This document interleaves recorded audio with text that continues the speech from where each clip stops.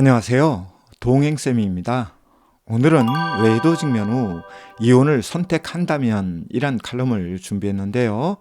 먼저 구독과 좋아요 부탁드립니다. 고맙습니다. 외도 직면 후 부부는 이혼을 생각합니다. 어떨 때는 외도 행위자가 이혼을 외치고 어떨 때는 외도 피해자가 이혼을 외칩니다. 그리고 이혼을 하는 부부들도 있습니다. 그런데 외도 직면 후 이혼을 선택할 경우 앞으로 다루는 부분을 한번 생각해 보아야 하는데요. 먼저 외도 직면 후 이혼을 할 경우 다음과 같이 이혼을 하면 후회하게 됩니다. 첫째, 복수심, 분노 감정으로 이혼하면 후회합니다. 배우자가 외도했다는 사실을 인지하면 외도 피해자는 복수심과 배신감, 그리고 분노 감정을 가지죠. 이에 눈에는 눈, 이에는 이 식으로 이혼을 통해 외도 행위자에게 벌과 고통을 주려고 합니다. 이로 인해 복수심과 분노 감정으로 이혼을 선택하는데요.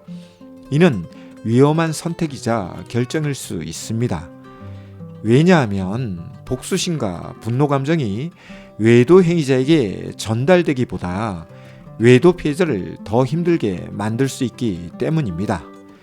실제 이런 감정으로 이혼을 준비하다 공황장애 등으로 어려움을 겪는 분들을 보았습니다. 따라서 외도 직면 후 이혼을 선택하더라도 복수심과 분노 감정보다 이 칼럼 후반에 제시하는 의미와 철학을 갖고 이혼을 선택하길 바랍니다. 둘째, 상처와 아픔 덩어리를 품고 이혼하지 마세요. 외도로 인한 상처와 아픔은 고통스럽습니다. 그런데 외도 직면 후 이혼부터 생각하고 이혼을 선택하며 행동할 경우 상처와 아픔을 치료할 기회를 상실하죠. 문제는 외도 후 이 상처와 아픔이 부메랑으로 돌아오죠. 그리고 이 부메랑은 오직 외도 피해자의 몫이 됩니다. 이에 이혼하면 속이 후련하고 만사가 잘 될 것 같지만 상처와 아픔을 치료하지 않으면 우울과 분노가 떠나지 않고 신세한탄, 자기연민, 우울감과 분노감정, 피해의식, 비교의식, 그리고 열등의식 때문에 이혼 후 삶이 파탄과 파국, 그리고 파멸되는 것 같죠.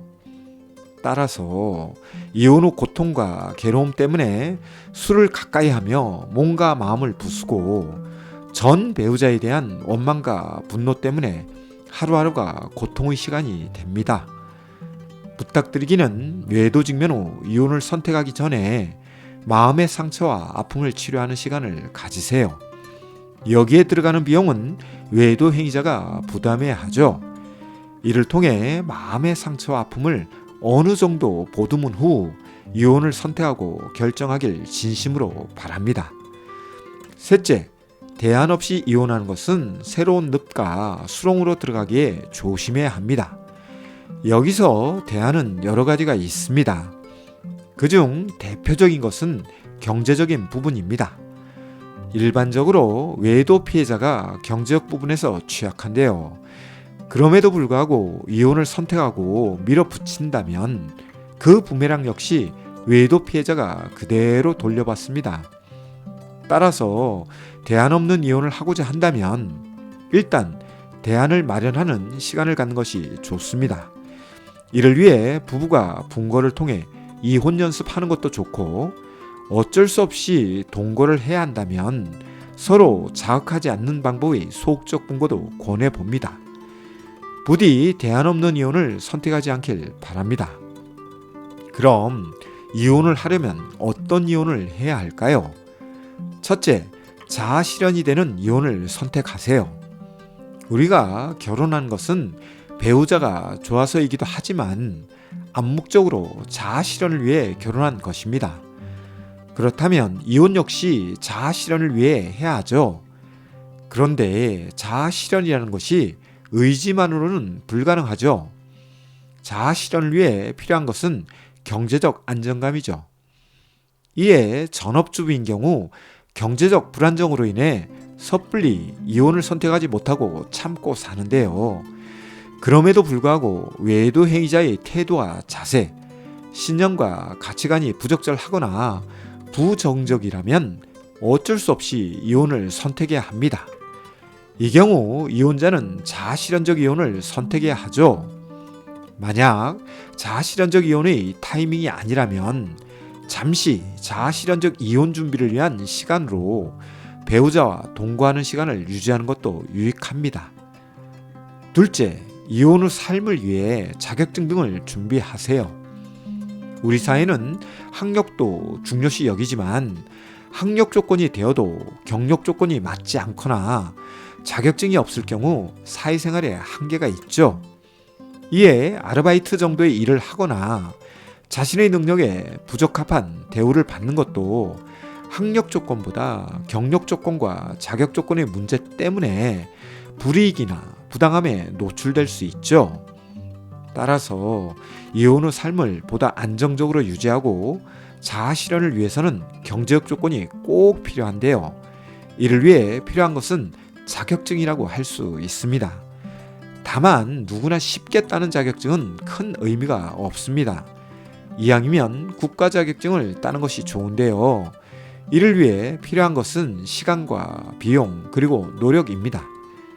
따라서 외도 직면 후 당장 이혼을 선택하기보다 이런 자격증을 따기 위한 시간을 벌고 비용 역시 결혼관계 안에서 해결하는 것이 좋기 때문에 당장 이혼을 선택하고 결정하는 것은 지혜롭지 못하죠. 셋째, 성숙해지기 위한 이혼을 선택하길 바랍니다. 이혼은 외도 못지않게 아픔과 고통을 주는 사건입니다. 그런데 이런 아픔과 고통을 겪어도 학습 효과나 깨달음이 없는 경우를 가끔 봅니다. 안타까운 이혼이 이런 것이죠.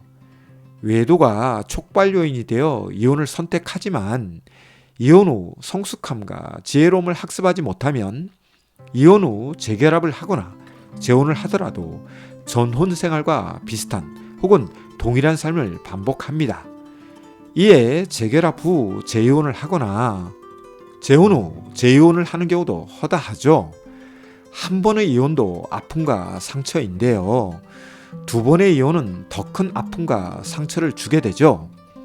이에 인생을 포기하고 되는 대로 살아가거나 삶의 방향성과 정체성도 없이 살아가죠.